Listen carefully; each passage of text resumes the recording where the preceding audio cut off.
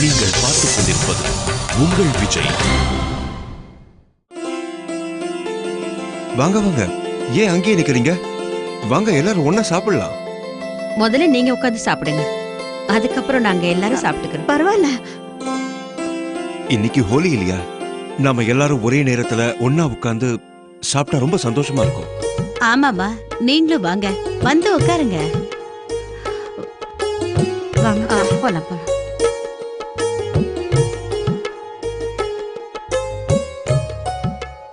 ராதிகா, என்னங்க? முதல்ல இவருக்கு பரிமாறுங்க. சரி.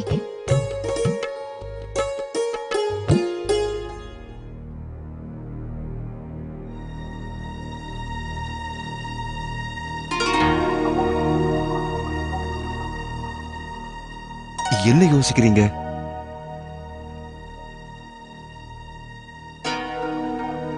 இத பாருங்க, எதை பத்தியும் கவலைப்படாதீங்க.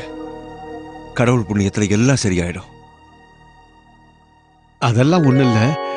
இங்க இவ்வளவு ஐட்டம் வச்சிருக்கீங்களே, எதை முதல்ல சாப்பிடலான்னு தான் யோசிக்கிறேன். இதுல இருந்து வர வாசனையால எனக்கு பசி இன்னும் அதிகமாயிடுச்சு. அது உண்மைதான் விஸ்வநாதன். விருந்தாளிங்க எல்லாருமே சாப்பாடு ரொம்ப நல்லா இருக்குன்னு சொன்னாங்க. ரொம்ப நன்றிங்க. ஆமா, ராகுல் எங்க காணோம்?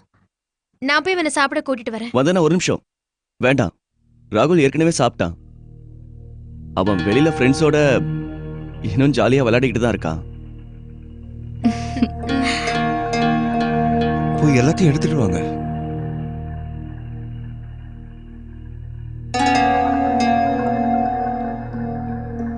ராதிகா,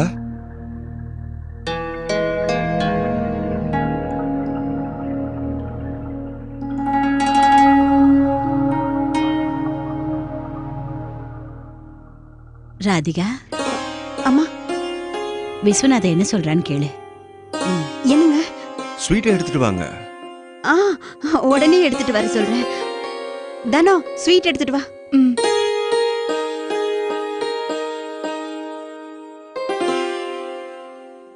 விஸ்வநாதன், ஹோலினாலே எனக்கு ஒரு விஷயம் எப்பவுமே ஞாபகத்துல இருந்துகிட்டே இருக்கும். எங்க கல்யாணத்துக்கு அப்புறம் அதான் முதல் ஹோலி.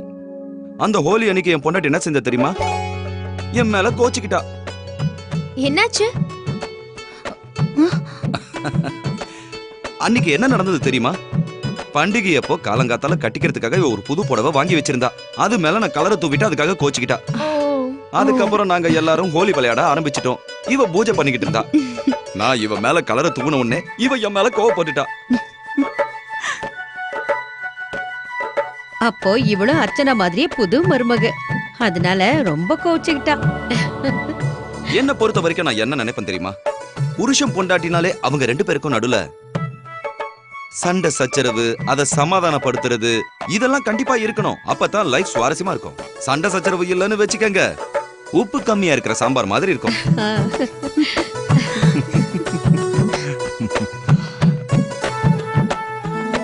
ஏன் அமைதியா இருக்கீங்க? பதில் சொல்லுங்க. இத நீ என்னோட திமிருன்னு நினைக்கிறேன். ஆனா நான் இதை என்னோட செல்ஃப் ரெஸ்பெக்ட் நினைக்கிறேன். புரியுதா இல்லையா? சுயமரியாதை. நான் எப்பவுமே உங்களோட சுயமரியாதையை அலட்சியப்படுத்தினது இல்ல கார்த்திக். நீ போய் சொல்ற. நீ எப்பவும் உனக்கு பிடிச்சதுதான் செய்வ.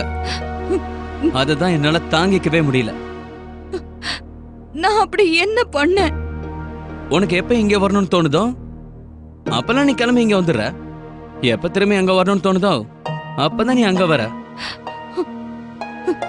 இதெல்லாம் உங்களுக்கு தப்பா தெரியுதா? ஆமா. என்ன என்ன என்ன நடந்த எல்லாத்தையுமே நீ மறந்துட்டல? எதை பத்தி சொல்றீங்க? என்கிட்ட ஒரு வார்த்தை கூட சொல்லாம எப்பவுமே நீ உங்க அம்மா வீட்டுக்கு போயிடுவ.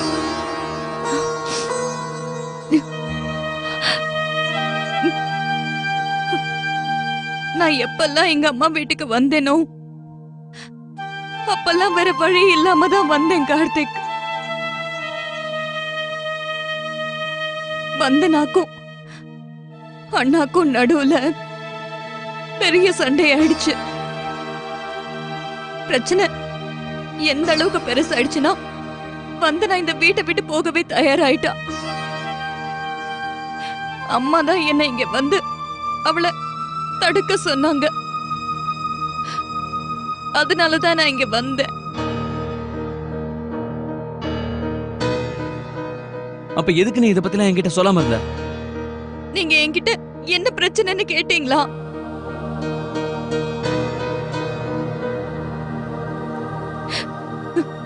என் மேல நீங்க நம்பிக்கை வச்சீங்களா?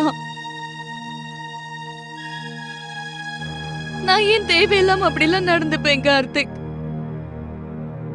ஏன்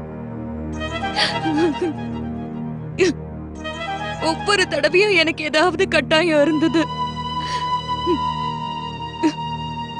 அதெல்லாம் உங்களுக்கு புரியாது கார்த்திக். என்ன பண்றது, இந்த வயசுல எல்லாருமே அப்படிதான். ஆனா இந்த சின்ன சின்ன சண்டையிலயும் ஒரு அழகு இருக்கும். சினிமா உங்களை சமாதானப்படுத்துறதுக்கு புது புடவை வாங்கி தந்தாரா இல்லையா? நான் அந்த புடவைய இது வரைக்கும் ரொம்ப பத்திரமா வச்சிருக்கேன். நல்லதா போச்சு. அது ரொம்ப காஸ்ட்லியான புடவை, தூக்கி போட்டு போற. அத ரொம்ப கஷ்டப்பட்டு வாங்கிட்டு வந்த. இவள சமாதானப்படுத்தவே எனக்கு 2 நாள் ஆயிடுச்சுன்னா பாத்துக்கங்களேன். அங்கிள், ஆண்டி அப்பப்போ உங்க மேலே கோபப்படுதுண்டுல?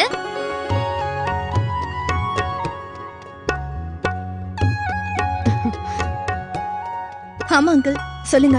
நீங்க எப்பவாவது ஆண்டியை சமாதானப்படுத்திருக்கீங்களா? அது வந்து இதுவரைக்கும் அப்படி நடந்ததில்ல. இதுவரைக்கும் இப்படிப்பட்ட ஜோடியை நான் பார்த்ததே கிடையாது. ஒரு தடவை கூட சண்டை வரலையா உங்களுக்குள்ள?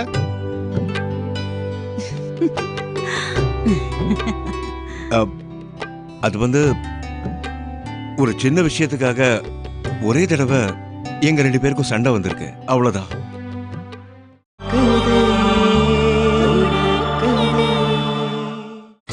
நீங்கள் பார்த்துக் கொண்டிருப்பது உங்கள் விஜய்.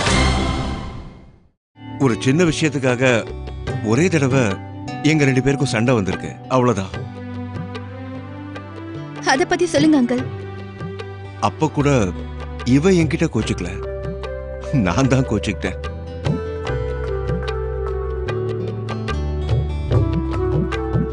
அது என்னன்னா, சூர்யா பிறக்கும் போது இவ அவங்க அம்மா வீட்டுக்கு போயிருந்தா.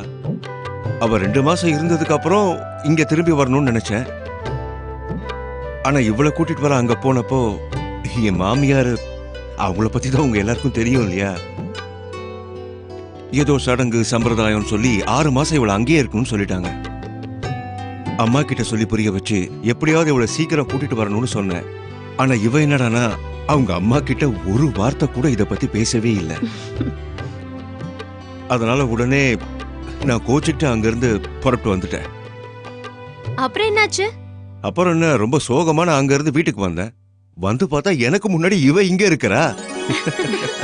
ஓ ஆண்டி, நீங்க உங்க அம்மாவை சம்மதிக்க வச்சிட்டீங்களா? அப்ப அவங்க என்ன நிறைய திட்டுனாங்கதான். ஆனா இவர் என்கிட்ட கோச்சிக்கிட்டு அங்கிருந்து வந்ததுனால என்னால அங்க இருக்க முடியல. அது உண்மைதான். புருஷன் பொண்டாட்டி உறவுனாலே இப்படித்தானே. ஒருத்தர் கோவப்பட்டா இன்னொருத்தர் சமாதானப்படுத்த வேண்டியதுதான்.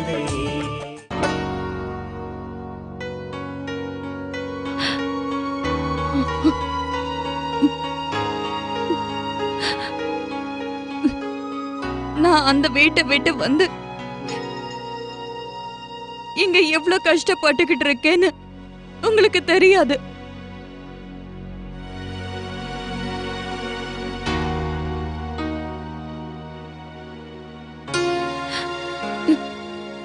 எந்த பொண்ணுதான் கல்யாணத்துக்கு அப்புறம் தான் அம்மா வீட்டுக்கு போய் உக்காந்துக்கணும்னு நினைப்பா கார்த்திக்? எனக்கு தெரியும் நான் செஞ்சிட்டு இருக்கிறதெல்லாம் சரி இல்லைன்னு. அப்படி இருந்தும் நான் பண்ணேன். ஏன்னா நீங்க அததான் விரும்புனீங்க.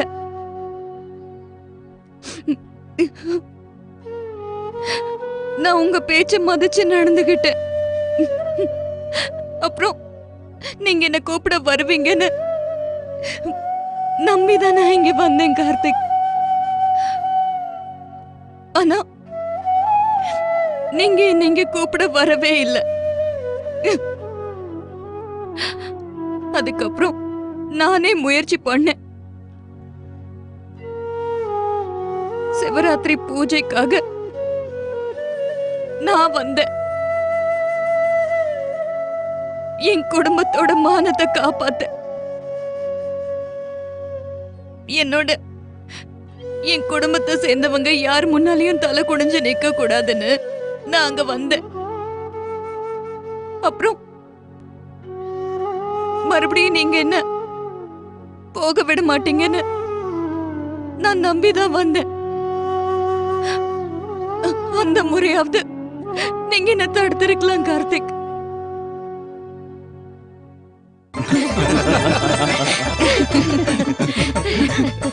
இன்னைக்கு சாப்பிடாமயே நமக்கு வயிறு நிறைஞ்சிரும் நினைக்கிறேன்.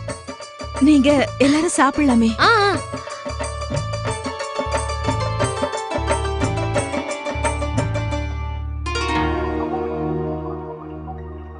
அவங்க 2 பேரும் கீழே வந்தா எல்லாரும் சேர்ந்தே சாப்பிடலாம்.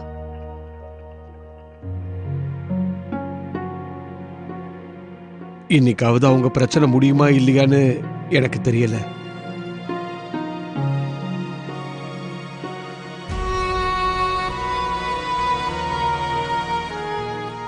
ராதிகா, சொல்லுங்க. உங்களோட கவலை எனக்கு புரியுது. நாம எல்லாரும் அவங்க சந்தோஷமா இருக்கணும்னு தானே நினைக்கிறோம். நீங்க வேணா பாருங்க, இன்னைக்கு அவங்களோட பிரச்சனை எல்லாம் தீர்ந்து கண்டிப்பா அவங்க 2 பேரும் சமாதானம் ஆயிடுவாங்க. அந்த கடவுள்கிட்ட நானும் அதுதான் வேண்டிக்கிட்டு இருக்கேன். ஆனா என்னன்னு தெரியல, எனக்கு என்னமோ ரொம்ப கவலையா இருக்கு. கவலைப்படாதீங்க. அவங்க 2 பேருக்கும் நடுவுல இருக்கிற பிரச்சனை சமாதானம் ஆகலைன்னா அப்புறம்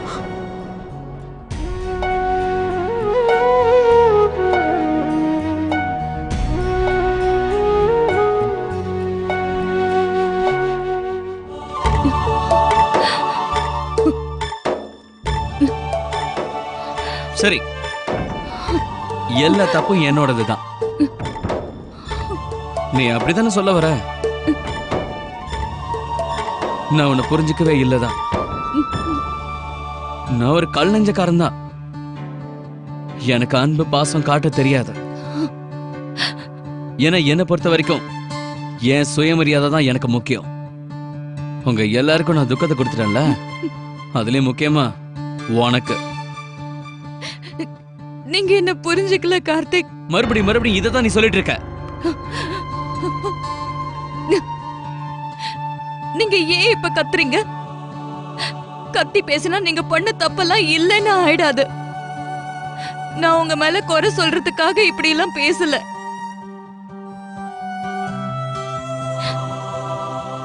நான் சொன்னது எல்லாமே உண்மைதான் கார்த்திக். நீங்க ஏன் அந்த மாதிரி பண்ணீங்க கார்த்திக்? உங்களால நான் மனசளவுல உடைஞ்சு போயிட்டேன். ஏன் நீங்க என்ன இவ்ளோ கஷ்டப்படுத்துறீங்க? ஏன் ஏன் கார்த்திக்? ஏன்னு சொல்லுங்க, சொல்லுங்க.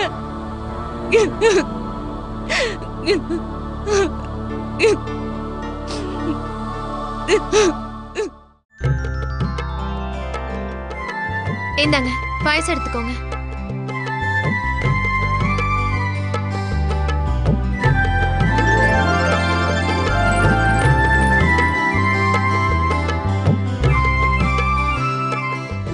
சாப்பாடு ரொம்ப நல்லா இருந்தது. ரொம்ப சந்தோஷம். மாப்பிள்ளை இது வரைக்கும் எதுவும் சாப்பிடல.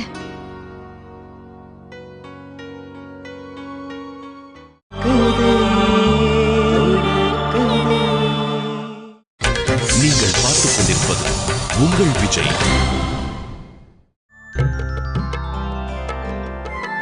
இந்தாங்க பாயசம் எடுத்துக்கோங்க.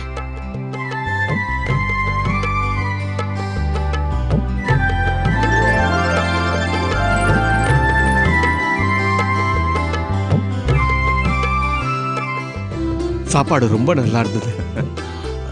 ரொம்ப சந்தோஷம். மாப்பிள்ளை இது வரைக்கும் எதுவும் சாப்பிடல.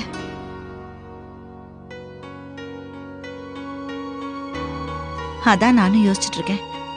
2 பேரும் உள்ள போய் ரொம்ப நேரம் ஆகுது. ஆமா, இப்ப அவங்களுக்கு பசிக்கும்னு நினைக்கிறேன். எடுத்துக்கங்க. எடுத்துக்கப்பா. நீ எடுத்துக்க. மாப்பிள்ள காலையில இருந்து எதுவுமே சாப்பிடல. இந்த நேரத்துல அவருக்கு கண்டிப்பா பசிக்கும்னு நினைக்கிறேன். அப்படியா?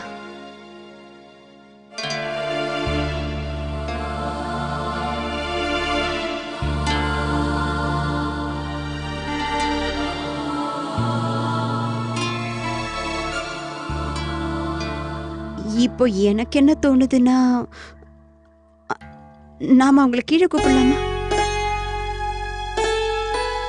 அம்மா வேண்டாம், இப்ப கூப்பிட வேண்டாம். அவங்க 2 பேரும் கொஞ்ச நேரம் மனசு விட்டு பேசட்டும். ஒருத்தர் நல்லா திட்டிக்கிட்டோம். அப்புறம் அவங்களுக்கே பசி எடுக்கும், வந்து சாப்பிடுவாங்க.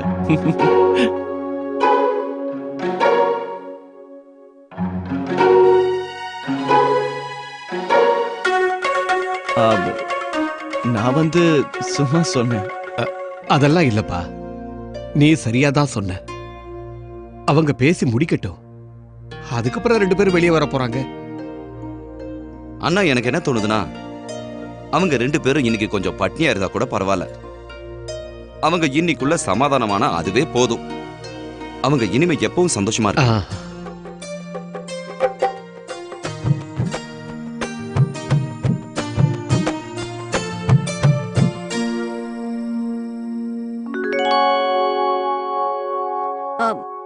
தனு, நீ கொஞ்சம் என் கூட உள்ள வா.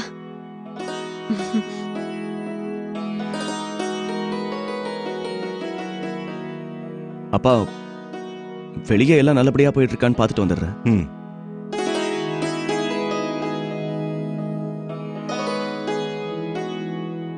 நீங்க செஞ்ச பாயாசம் எங்க வீட்டுல செஞ்ச மாதிரியே இருக்கு. அர்ச்சனா தான் இதை எங்களுக்கு செய்ய கத்து கொடுத்தா.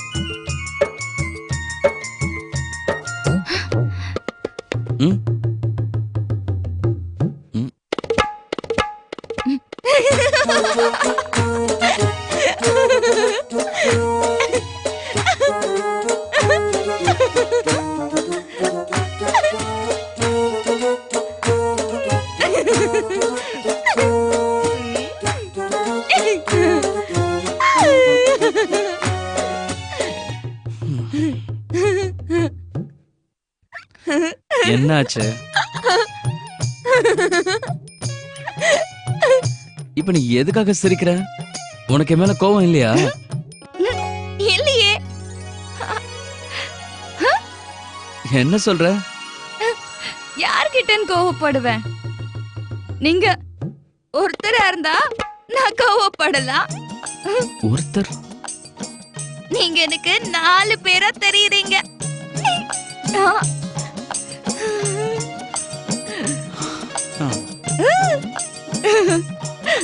நான் எப்படி சமாளிப்பேன்?